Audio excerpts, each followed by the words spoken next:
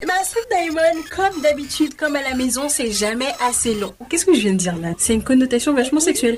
Street Diamond, 19h, 22h sur Radio RGB avec Mac Parot et la team Street Diamond. Je demande plus de temps parce que les débats sont toujours bons. Told her bend over, hit that shit doggy. Called her a cab, then I told that bitch to call me. Danny Brown, bitch. Tell me what you need. I got some Adderall and fire ass weed, and they try to tell me. Yo yo yo yo yo yo yo yo yo. L'émission s'appelle Street Diamond, c'est tous les samedis de 19h à 22h sur Radio RGB. Et comme tous les samedis, je suis accompagné de mon équipe, de ma team, la team tant demandée, tant appréciée, la team qu'on retrouve partout, la team Street Diamond. Comment va la team ce soir? La team va bien, la team est là. La team est opérationnelle. Cindy, comment vas-tu? Comment a été ta semaine depuis? Ça a été tranquillement avec quelques petits événements par-ci par-là. Ok. T'as fait quoi comme événement? Écoutez, cette semaine, le plus gros des événements que j'ai pu faire, c'est le trophée de l'art culinaire créole. Qui s'est tenu à la mairie de Paris jeudi soir. Donc c'était très intéressant. Et très bon aussi. T'as vu des talents culinaires comme ça et... Exactement. Et tu étais bien sûr obligé de te sacrifier pour tout le monde. Tout à fait, et de goûter des mets délicieux. Voilà. C'était pas trop dur, ça va? Non, c'était un buffet fait par des chefs mauriciens. Donc très intéressant de pouvoir goûter à l'art culinaire mauricien. Aïe. Voilà. J'imagine. Moi-même quand j'étais là-bas, j'ai goûté le bol déviré. Aïe, c'est bon ça. Instant de solitude pour les autres. Mon meilleur pote est mauricien, ça va, je suis pas trop perdue. Comment tu vas, Kelly? Moi ça va. Ça va de loin, mais ça va quand même. J'ai vu qu'à Rouen, c'est ça. Il y avait une pichenette qui était donnée à la population rouennaise. Elle est belle, hein. Elle est belle et... Incroyable. Au début, il y avait rien. Voilà. Il y avait une explosion, mais il y avait pas de problème. Et maintenant, il y a des problèmes depuis l'explosion. C'est ça. Waouh. C'est ça. Et on est, parce que je dis ils, mais j'en fais partie, de loin quand même, mais on est encore dans l'attente de vraies réponses. Donc, un big up à tous mes potes, famille, tout ça, tout le monde à Rouen, en fait, par rapport à cet événement. En plus, au début de tout ça, j'entendais, oui, il y a de la suie, mais il n'y a pas de problème, il n'y a aucun problème, mais il y a de la suie. Mettez quand même des gants, tu vois. Non, il n'y a jamais de problème de toutes les manières. Genre, vous pouvez sortir, mais si vous pouvez rester chez vous, ce serait pas mal aussi. Donc, à un moment donné, on se pose des vraies questions. Et si vous pouvez nettoyer vous-même la ville, tant qu'à faire, puisque c'est tellement peu toxique qu'on va pas venir. C'est ça. Vous avez entendu sa voix entraînante, sa voix déroutante. Mademoiselle AC est dans le building. Yo. Comment ça va, les gens, tout ça, depuis? Comment tu vas, Mademoiselle AC? Ça va swinguer, on est là, tranquille, au calme, petit café, au chaud. Avec la team. Que demande le peuple? Encore une fois, bien sûr, avec nos partenaires, vous savez que vous avez eu le droit à des concerts d'exception.